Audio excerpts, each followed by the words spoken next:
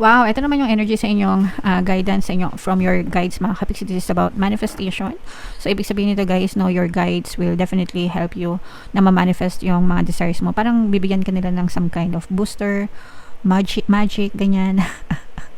Booster ito mga kapiksi, no? Pag sinabing booster, dinodoble nila, no? Yung energy nyo mga kapiksi. So, stay positive palagi para yun din yung ma-boost sa physical reality nyo guys.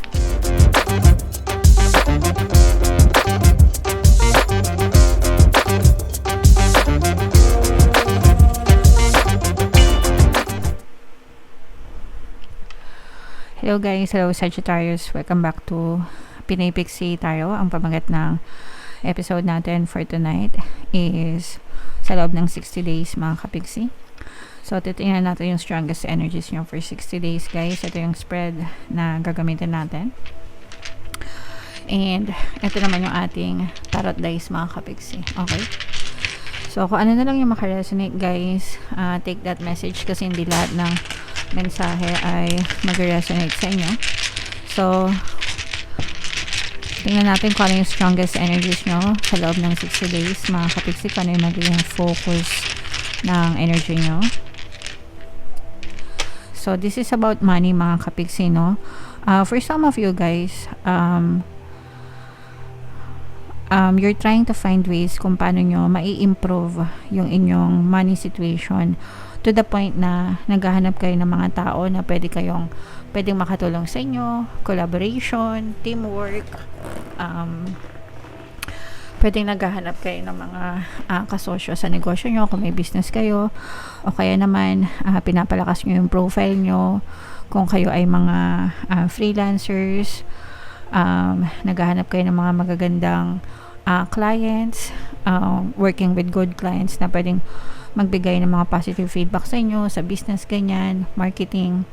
So, kumbaga parang pinapalawak nyo yung network nyo, okay? Network of people na makatulong para magkaroon kayo ng mas magandang progress, okay? So, yun yung focus ng attention nyo, guys. More on money, pwedeng money, career, business, anything na pinagkakakitaan, mga kapingsi. So, sa environment naman, guys, sa paligid nyo, mga kapixie, no, parang very inspired kayo na, kumbaga naghahanap kayo ng inspiration sa paligid nyo para matupad yung mga dreams nyo, mga kapixie. And, kumbaga lahat ng nakikita nyo, lahat ng na-experience nyo, tinitake into consideration nyo. Parang lahat willing kayo na itry para matupad yung mga pangarap nyo pagdating sa pag-unlad sa kaperahan, guys. Okay?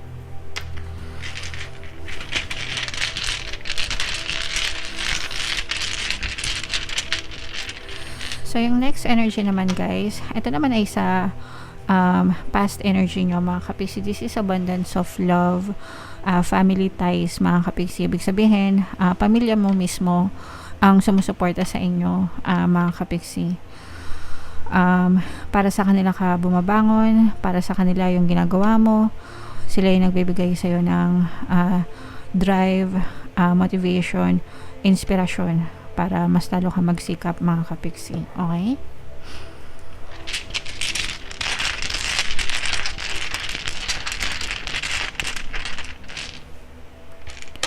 Ito naman yung energy regarding sa support system mo, guys. This is an earth sign energy, Capricorn, Taurus, Virgo.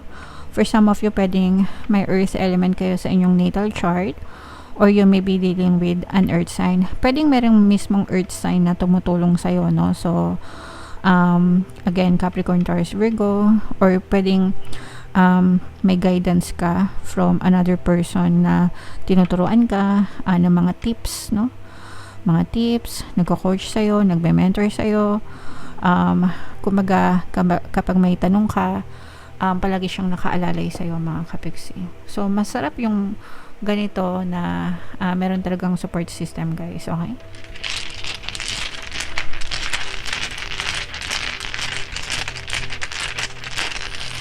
So, ito naman sa present energy nyo, mga kapixie, no, binabalanse nyo yung lahat, no, sa present energy nyo. Kumbaga, you're trying to balance things out. Tinitingnan nyo what works for you and what does not work for you. Kung ano yung gumagana sa'yo, kung ano yung hindi gumagana sa'yo. Pwedeng nag-experiment din kayo, mga kapiksi, okay?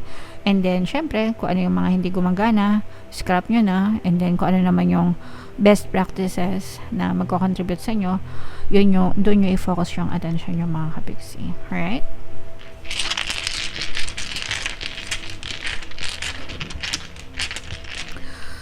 So, ito naman yung energy sa inyong mga desires. Actually, kayo mismo, guys, no? Parang very excited kayo. You have a very excited. Meron kayong very excited na energy. Very motivated kayo, no? Sa mga desires nyo. Parang baby. Parang mga bata na binigyan ng candy, ganyan. Parang ganun yung feeling, no? Na ang saya-saya lang. So, yeah. Keep the momentum going, mga kapiksi, kasi makakatulong itong positive energy na to. Ano kayo parang inspired action. Punong-puno kayo ng inspired action. Lahat ng kilos nyo, iniisip nyo na makakatulong para sa desires nyo, okay?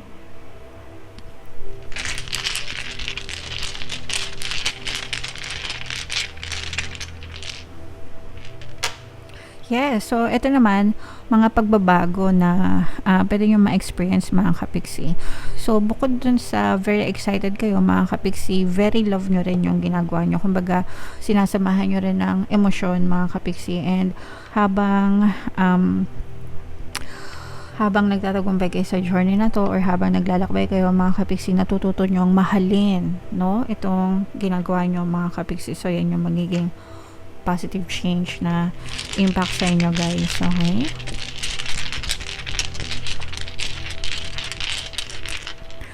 So, ito naman yung emotions nyo. Ito, guys, no, this is a fire sign. Energy, Aries, Leo, Sagittarius. Ibig sabihin nito, guys, pagdating sa emosyon, talagang meron kayong burning desire, no? Burning desire. Ibig sabihin, nag-aalab sa puso nyo itong mga desires nyo, mga kapiksi. So, parang mag-grow siya, no? 'Di ba? Kanina yung desire nyo. Sabi ko parang baby, bata na binigyan ng candy. And habang nagmamature, habang tumatagal, guys, lalong lumalalim, lalong umiinit. Parang nagsilakbo, yan. Nagbabaga sa damdamin nyo, nag-grow yung desire nyo sa puso nyo, guys, no? So, ibig sabihin lalo kayo nang gigigil dito sa mga desires nyo, mga kapiksi. Okay? So, eto, guys, how events will unfold. Habang nasa paglalakbay kayo na to, guys, maaari kayong maka-experience ng mga toxicities, no? Stress, toxicities, toxic na sitwasyon, toxic na tao, toxic na bagay na maaari maging balakid sa inyong mga desire or sa inyong paglalakbay, mga kapiksi. And wag kayong magpatalo because tsaka wag kayong matempt sa mga tukso, mga kapiksi, no? Kasi minsan may ibang tao na gustong shortcut sa success and nakakaisip silang gumawa ng hindi magagandang bagay. So, wag ganun, mga kapiksi. Tiyagain nyo lang, guys, hanggang sa talagang sumakses kayo. Okay?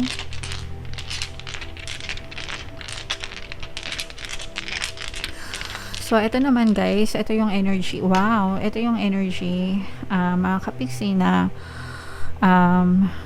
sa paligid nyo, no, na nakaka-impact sa inyo. Ito, guys, this is emotional satisfaction. Ibig sabihin nito, guys, for some of you, other people are rooting for you. Kumaga, chinichir ka ng ibang tao, nakakapagbigay ka ng inspiration sa ibang tao, and dahil doon, parang mas lalo din kayong nai-inspire. So, it works both ways.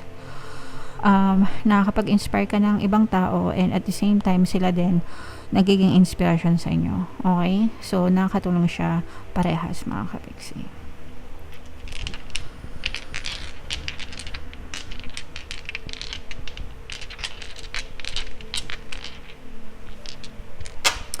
Wow, ito naman yung energy sa inyong guidance sa inyo from your guides, mga kapiksi. This is about manifestation.